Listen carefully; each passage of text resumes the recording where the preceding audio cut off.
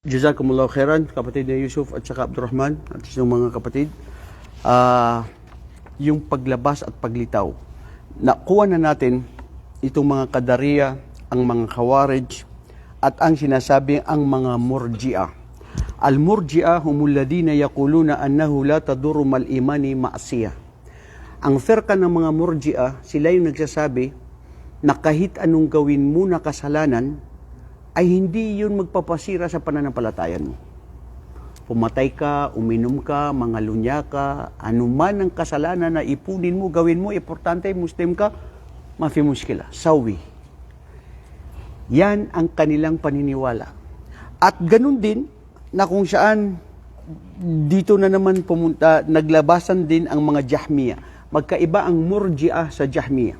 Ang mga Jahmiya naman, ang kanilang mga paniniwala naman ay ang nagmula dito na siya yung nagpasimuno sa kanila sa bid'atihim ay si Jahm bin Safwan at ang kanilang mga kasama. Kaya kinuha yung pangalan niya na Jahmiya, fi Jahm. Kaya ito mga kapatid ang katunayan ng Islam. Relihiyon na totoo na mula sa Allah na mismong Allah ang nagbigay dito. At kung nagkakaroon ng mga firqa-firqa ay dahil sa mga tao. At itong firqa na ito ay hindi ito pabago dahil ito ay mangyayari. Ayon sa hadith ni Propeta Muhammad na ito ay magiging, ito ay propesya. At ito na ngayon, ang nangyayari na ngayon na nakikita na natin na nagkakaiba-iba ng mga ideolohiya ang bawat isa sa mga firqa ng mga kamusliman. Na lumabas din ang kanilang mga bid'ah, ang mga pabago. Bakit? Wahiya tata'allaku bimas'alatil asma wal ahkam mu'minun aw kafirun aw fasiqun walima fi manzilatin bayna manzilatain. Dito sila yung sinasabi na bayna manzilatain sila. Ano yung bayna manzilatain? Basta doon ka lang sa gitna na hindi mo alam kung saan ka. Halimbawa, pumunta daw siya sa isang lugar dahil papunta siya doon, pero hindi niya alam kung makakarating siya doon o pupunta siya sa iba. So, ibig sabihin, mag-kafir ka, okay. Ibig sabihin, mag-Muslim ka, okay. Bayna manzilatain. Ang sa kanila ay nagsilabasan dito na kung ano yung pagsunod sa kung anong nagugusto nila at doon sila lang sa gitna na hindi nila alam kung saan sila paroroon. Walang direksyon ng kanila. Alang mga Jahmiya naman, at ang Mu'tazila, fasaqu fil asma wa sifat wa fi aqsami al-mutaaddida. Dito rin sila nagkaroon ng mga pabago dito sa mga pangalan ng Allah at mga katangian ng Allah. Ito yung sinasabi natin na lahat ng mga kamusliman, nakuha natin nung last week, nagkaisa sa tauhidur rububiyya at uluhiyya. Uluhiyya na isa lang ang sinasamba na si Allah subhanahu wa ta'ala, naniniwala dyan lahat ng mga kamusliman. Rububiyya, ganun din. Pero sa asma wa sifat, dito nagsilabasan ang mga sinasabing mga ahlul uqala wa ahlul adhkiya, daw sila. Mga tao na pamayanan ng mga matatalino. Dahil, bakit sila tinawag daw na sinasabi nila sa sarili nila na mga matatalino sila? Dahil ang kanilang paninindigan ay dapat mangibabaw kung ano ang kayang isipin ng utak. Dahil binigyan tayo ng Allah ng utak at ang utak ang dapat mangingibabaw doon sa tama at mali. Ang utak gamitin natin sa tama. So kung ano yung mga patungkol sa Allah subhanahu wa ta'ala na mga pangalan at katangian niya, kailangan kung ano lang ang tatanggapin ng utak natin na kayang tanggapin na yun. Pero yung mga imposible, hindi pwede. Bakit? Li'annahum qaddamu al-uqul minan nas. Dahil pinangibabaw nilang utak nila kaysa doon sa kitab, kaysa doon sa Quran at sa hadith ni Propeta Muhammad sallallahu alaihi wasallam. Kaya dito rin nagkaroon ng mga fitna na mga malaking pagsubok sa kanila kung bakit sinabi ng mga ibang mga pantas ng mga Ahlus Sunnah wal Jamaa ng mga Salafiyun na kung bakit sila ay nangaligaw ay dahil athbatu fi ba'dil asma wa naha fi ba'dil asma. Pinaniwalaan nila yung mga ibang mga katangian ng mga pangalan at kakayahan ng Allah, pero yung mga iba hindi nila pinaniwalaan. O di kay yuawiluna o pinago nila sa ayon sa kung ano ang tatanggapin ng utak. Nasabi ko sa inyo noon, sabi nila, itong base ng mga iba, sabi, yung sinasabi nating na pangdama ng tao, di ba? Tararamdaman natin yan at alam natin yan. Ano yung mga five senses natin? Anong tawag doon sa Tagalog? Five senses. Mga limang mga likas na pandama. Tama ba yun? Pandinig, pangamoy, panlasa, pagtingin. Kasama ba yung pagtingin? Ha? Oh, very good. Sight of seeing. So sabi nila, kung ano yung nakita mo, paniwalaan mo. Dahil yun. Yun. Tanggap yun ng utak. Kasi kung hindi na totoo yun, hindi yung totoo. Kailangan makita mo yun. Kaya sila, sinasabi nila, to see is to believe. So ginagamit din nilang utak nila. Ng utak, sasabihin nila, kung ano kakayanin ng utak. Tignan mo. Lalo na yung pang-amoy. Yung pang-amoy daw, kung anong niluluto doon, hindi mo siya nakita, di ba? Pero, madidiscover mo na ano yun dahil naamoy mo kung ano niluluto. Itlog, magi, o tamban. Ha? Hindi mo siya nakita. Pandinig, ganun din ang pandinig. May tumatakbo dyan ng mga aso, hindi mo sasabihin na pusa yun. Sasabihin mo yung aso. Dahil yung utak, tinanggap niya yun dahil yun ang pandinig niya. Di ba? So, ang pagkilala natin sa Allah subhanahu wa ta'ala, kailangan gamitin ang lahat ng mga ito. Na kailangan madama mo.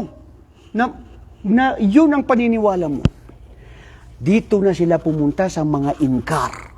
Na yung mga imposible sa Allah, na walang imposible sa Allah, sinabi nila hindi na yung katanggap-tanggap. Dahil hindi kaya tanggapin ng utak. Ang kaya lang tanggapin ng utak, ay kung ano yung kayang tanggapin. Katulad ngayon ng lumalabas na mga sinasabi nila na paano mo sasabihin na may parusa sa libingan, na sinasabi nyo na may parusa sa libingan na apoy, paano nyo sasabihin na apoy na inilibing yung tao na hanggang ngayon hindi pa nasusunog? Dinakita nyo ng mga bakas doon sa katawan niya na may maitim, kasunog. So hindi katanggap-tanggap ng angkal yan. Hindi kami naniniwala dyan. Waliyaudu billah. Bakit? Mismo yung Quran, mismo yung hadith ni Propeta Muhammad, dahil hindi matanggap ng utak nila, wala silang makitang ebidensya, iniwan nila. Anong pinairal? Ang utak.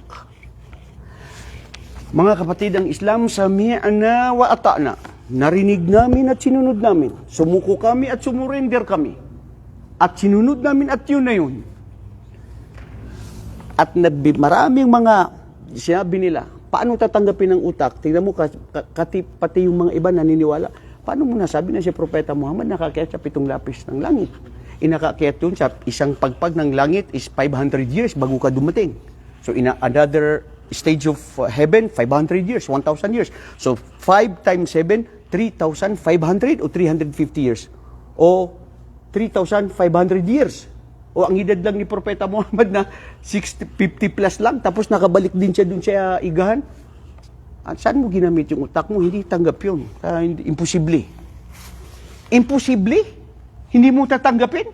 Dahil talagang hindi matanggap? Anong sinakyan din nun? Paano siya abot doon? Pag lumabas ka na dito sa pinakatuktok ng langit, mawawalan ng oxygen mo? Hindi yan tatanggapin. Dahil hindi kayo tanggapin ng utak, ng pandinig, ng mata, ng lahat. Paano yung Quran? Na anong sinabi ng Allah sa Suratul Isra? Subhanalladhi asra bi'abdihi laylan minal masjidil haram ilal masjidil aqsa alladhi barakna hawla linuriyahum ayatina. Ano yun? Hindi yun salita ng Allah? Kaluwalhatian sa inyong Panginoon ang Allah subhanahu wa ta'ala na nagbigay na pahintulot na ang kanyang propeta na si Muhammad ay mula sa Makkah ay siya ay pumunta sa isang gabi na doon sa Palestine. Barak na hawlaha.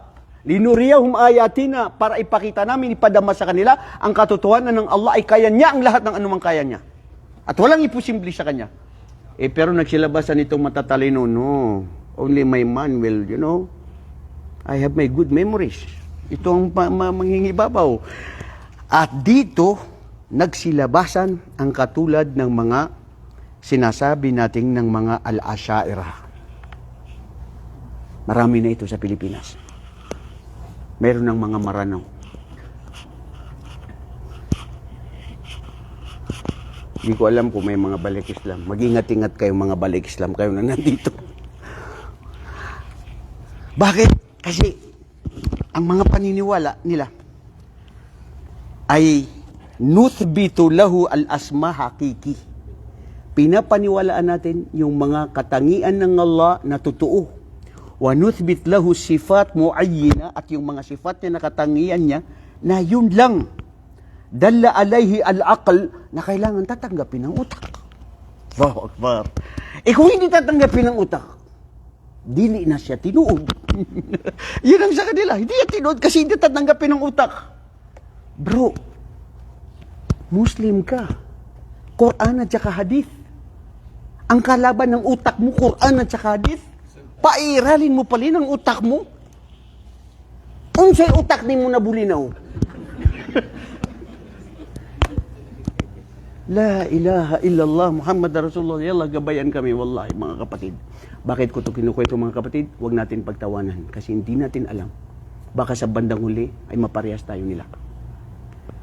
Panghahawakan ng ating pananampalataya nasa kamay, nasa daliri ng Allah subhanahu wa ta'ala. Pupunta natin yung mga hadith dyan bago tayo matapos ito, pero kukunin muna natin anong paniniwala nila dito. Sabi nila, muayyinu wa nunkirul baqi, nunkir al baqi. Hindi natin paniniwala ng iba. Muslim ka. Yung mga ibang sifat ng mga pangalan ng Allah, yunkiru, hindi mo tatanggapin. Bakit? Ano ka ba? Muslim ka lang ngayong araw ng Biyernes? Bukas Sabado, pupunta ka na doon sa kuan? Ambot, saan ka pupunta? Hindi na niya paniniwalaan, bro. Kasi yun kiral ba'ad. Anong sinabi ng Allah sa Quran? Afatu'minuna bi ba'dil kitab wa takfuruna bil ba'd. Paniniwalaan niyo ang kitab ng Allah at ang mga pag-uutos niya, at yung mga iba hindi niyo paniniwalaan. Anong sinabi ng Allah? Ya ayyuhalladhina amanu udkhulu fi silmi kafa. Kayo na mga mananampalataya, tanggapin niyo at ang Islam ng buong buo. Naniniwala ka sa araw ng paghukom, naniniwala ka doon sa libingan ng may habag at awa at may parusa. Maniniwala ka sa mga ilmul ghaib na sinabi ng Quran at sinabi ng Propeta sallallahu alaihi wasallam. At hindi mo takfurun, hindi mo yunkirun, hindi mo iiwan, at hindi ka magkakaroon ng palilinlang, hindi ka magkakaroon ng pagdududa kasi sabi mo, hindi man tanggap ng utak ko yan, so hindi ko tatanggapin yan. Sino nagaya mo? Katulad mo ni Aristotle, na Plato, si Plato na yan, na ang ginagamit nila, pinapairal nila yung utak nila, mga kapatid, dahil sa senses ng kanilang sensya.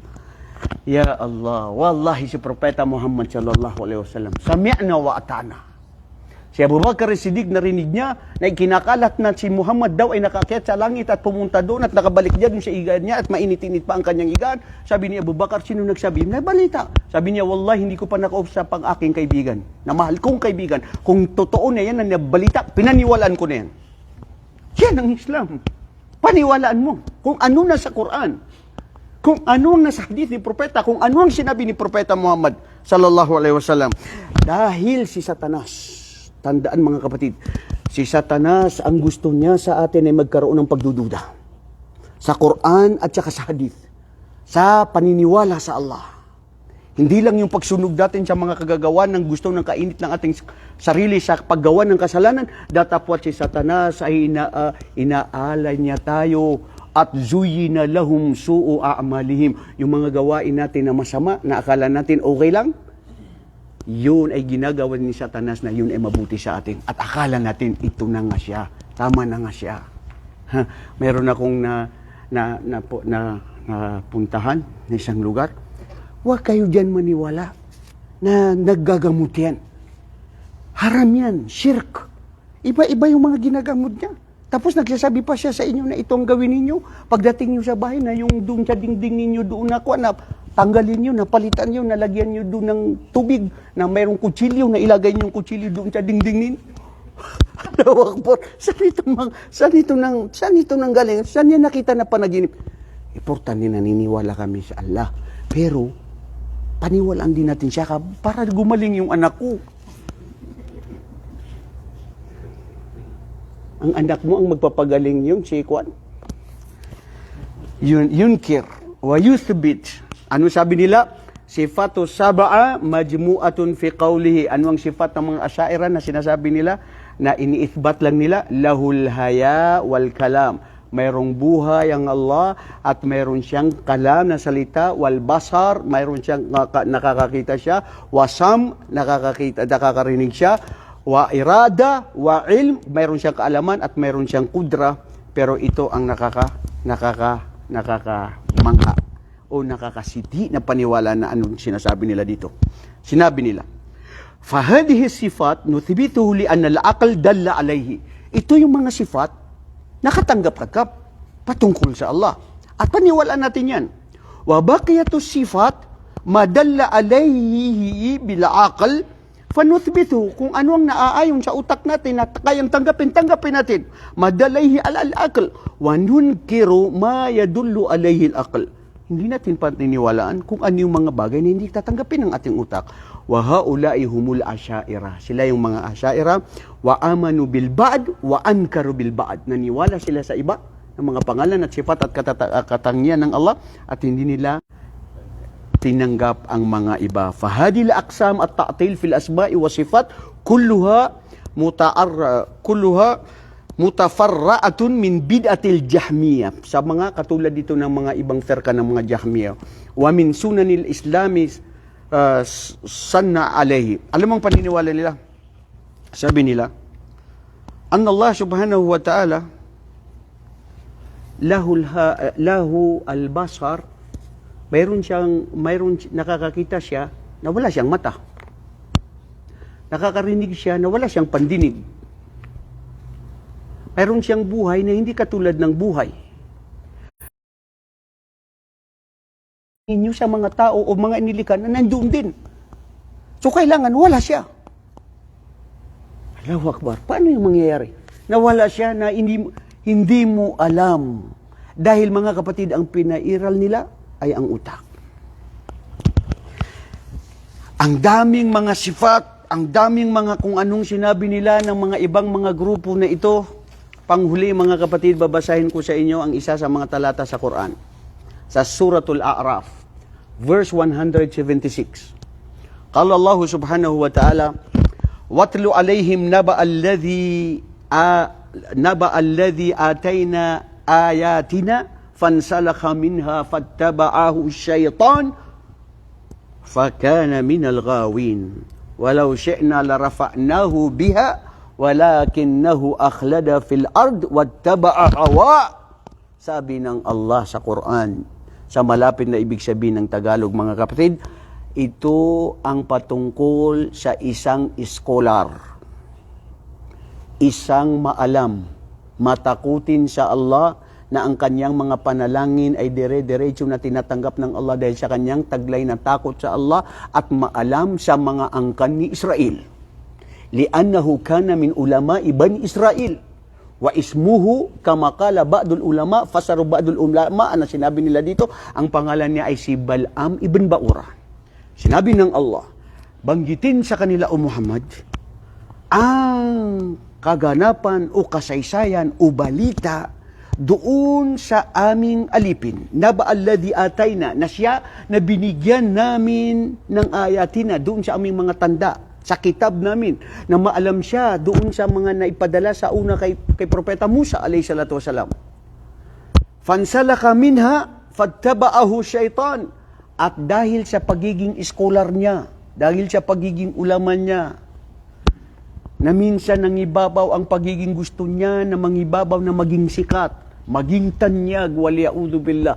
Mag-ingat-ingat tayo rito mga kapatid na tayong nag-aaral sa Islam.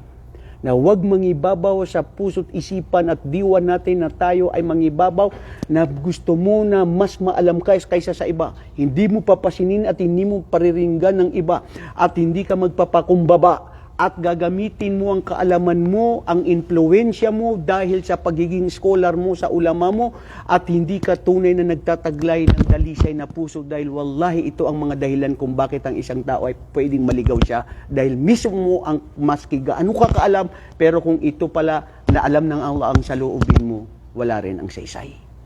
Nangyari dito, fattaba'u syaitan, ginawa niya na sinunod si Satanas, fakana minal gawin ay bima'na minal khasirin. Ay kasama siya at pabilang sa mga taong kasawi ang balad, pagsisisi sa araw ng paghukom, walau syi'na, kung ito naman ay naisin namin, sabi ng Allah, larafa'nahu, kung nanaisin namin, pwede namin siyang itaas. Walakinnahu akhlada, o di kaya di namin siyang protektahan. Walakin akhlada fil ard, ngunit nagustuhan niya ang katanyagan at ang kabantugan at yaman at babae dito sa mundo. Fil ard, tafsir dito ng mga pantas. Bakit na fit na itong si Balaam bin Baura, mga kapatid? Babae. Sa mga angkan Israel. At tandaan ninyo, pakatandaan, sabi ni Propeta Muhammad sallallahu alaihi wasallam, fadtaqud dunya wattaqun nisa fa inna awala fitnata allati mahasalat ala bani Israila kanat fin nisa. Katakutan ninyo ang mundo at katakutan ninyo ang mga kababahian. Katotohanan ng mga kababaihan ang unang sila ang nagpasira o nagpalayo o nasira ang mga napahamak ang pananampalataya ng mga bani Israel ay dahil sa babae. Ingat-ingat tayo dyan, mga kapatid. Ustad, nandito na si Jennifer Lopez. Hindi mo ba alam? Ana, unsa ko'y labot. Anong gusto mo? Magkasala? Punta ka. Kasalanan ko ba? Kahit sino nandito? Bro, protektahan mo ang sarili mo. Protektahan mo ang pagiging Muslim mo. Huwag mo na tingnan si gobernador. Huwag mo na tingnan ang isang dawla o ang isang pamilya o isang ulama. Tingnan mo ang sarili mo. Nasaan ka sa ugnayan mo sa Allah? Paano ka matakot sa Allah? Ano yung nalaman mo, isinasagawa mo ba to? Bakit mo tinitignan ng kapitbahay mo at si ustad at ibang mga tao? Tignan mo ang sarili mo. Lahat tayo may kanya-kanyang pagliliti sa araw ng paghukom. Minal gawin walau syi'na larafa'nahu biha walakinahu akhlada fil ard. At dahil nang ibabaw na mas gusto nila ang mundo, wattaba'ahu hawa, at dahil sinunod ang sariling pagnanasa at kagustuhan. Delikado yan, mga kapatid. Anong sinabi dito ng mga pantas? Yun nga, mga kapatid, hindi dahil ikaw nag-aaral, pwedeng manatili. Dahil dito, sa hadith ni Ibn Mas'ud radiyallahu anhu, anong sinabi niya? Ang hadith na ito matatagpuan sa Bukhari. Inna ahadakum la ya'malu bi'amali ahli al-jannah hatta ma yakunu bainahu wa bainaha dira'un fayasbiqu alayhi al-kitab faya'malu bi'amali ahli an-nar fayadkhuluha o fayadkhulaha walya'udhu billah. Sabi ni Propeta sallallahu alaihi wasallam, itong hadith na ito, mga kapatid, may nauna pa rito, nakadugtong niya. Nang ibig sabihin ng nauna sa kanya, nakadugtong niya, ay yun yung sinabi ni Propeta Muhammad na inna ahadakum yujma'u fi khalqi batnihi fi batni umhi arba'ina yawma. Diba? Yun yung hadith ni Propeta sallallahu alaihi wasallam.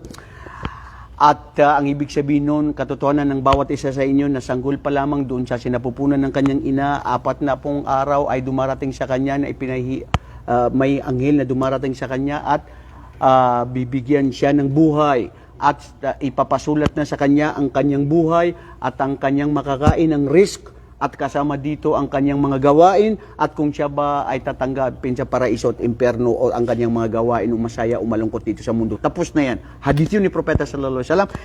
Kadugtong niya itong hadith na ito. Katotohanan, ang mga iba o ang bawat isa sa inyo gumagawa ng mga gawain na papasok sa paraiso. Hanggat ang kanyang pagitan sa pagpasok niya sa paraiso dahil sa oras na yun ay gumagawa ng gawain papasok sa paraiso, pero dahil siya ang pagitan lang niya ng paraiso ay ang kamatayan, pero bago siya mamatay ay nabago ang kanyang pananampalataya, fayasbiqu alayhi al-kitab, ibang tafsir ng mga pantas dahil naisulat na ng Allah at alam na ng Allah kung anong patutunguhan niya at naipasulat na nagagawa siya ng gawain na pagbabago sa kanyang pananampalataya na nabago at nawalay siya sa katotohanan na siya ay nakagawa na huling hantungan na nagawa niya ay matayan ay ang imperno kung mamamatay siya sa oras na yun. Pero fayasbiqu alayhi alkitab, ngunit nauna na ipinasulat ng Allah subhanahu wa ta'ala ang kanyang kakahantungan at akala natin papasok siya sa imperno, pero la ya'malu bi amali ahlil janna fayadkhulaha. At gumawa siya ng gawain na papasok sa paraiso at nagtauba siya sa Allah at siya ay nakapasok sa paraiso na akala mo nandun na siya sa imperno. Mga kapatid, bago natin ito tapusin, anong aral dito sa hadith na ito? Anong aral? Kaya tayo magkakumpiyansa. Very good, huwag tayo magkakumpiyansa. Ano? Wala pa natin ng pagkinig sa Allah yung makapasok Panatilihin natin ang paghiling sa Allah na panatiliin tayo sa ating, oh mashallah, you reminded me bro, one of the hadith of the Prophet Muhammad sallallahu alaihi wasallam, Brother Rayhan, matatagpuan ito sa Muslim, na sinabi ito ni Abdullah bin Umar bin al-As, anna Rasulullah sallallahu alaihi wasallam qal, inna quluba bani adama baina isbay'aini min asabi'ir rahman baina asabi'ir rahman fa kayfa yasha'uhu faqala Rasulullah sallallahu alaihi wasallam ya musarrifal qulub thabbit qulubana ala dinik wa la ta'atik. Katotohanan, sabi ni Propeta Muhammad sallallahu alaihi wasallam, sa ibig sabihin ng hadith na ito, ang lahat ng mga puso ng mga angkan ni Adan ay nasa pagitan ng mga daliri ng Allah, na kung ano ang kanyang gagawin, na sa kanyang kapasyahan, pwedeng isang puso na ito ay gawin niyang matuwid na totoong Muslim na mananampalataya, at pwede rin itong baguhin sa isang saglit na mawalay sa pananampalataya. At nung narinig ito ni Propeta sallallahu alaihi wasallam, anong sinabi niya? O aming tagapaglikha, na siyang may kontrolado sa aming mga puso, panatili ng aming puso sa pananampalataya sa iyo na hindi mabago, tuloy na paggawa. Ito nga, ano pa ito si Balaam bin Baura? Dagdagan mo po, Ustad. Sino? Si Barsisa. Si Barsisa, babae din yun yung istorya doon. Kaya ikaw, Abdulaziz, mag-ingat-ingat ka sa babae. Allahu Akbar. Matindi mga kapatid. Sa babae, sa pera, sa kapangyarihan, din mo masusubukan, Abu Bakar, ang tao. Ang lalaki. Di, kaya ko yan, bay. Ayaw, tukso, layuan mo ako, tukso. Nandyan na si tukso na nilalapitan mo. La ilaha illallah Muhammad Rasulullah. Anong aral dito, bro? Dito sa hadith na yun na kanina nabanggit ko sa inyo. Ha? Masya Allah. Huwag kayong manghusga. Huwag ka judgmental, bro. Maranaw ka ba? Ikaw talaga na naririnig mo na ako na nagtatagalog ako, nasasabihin mo na maranaw. Ikaw talaga na judgmental ka, ikaw aki.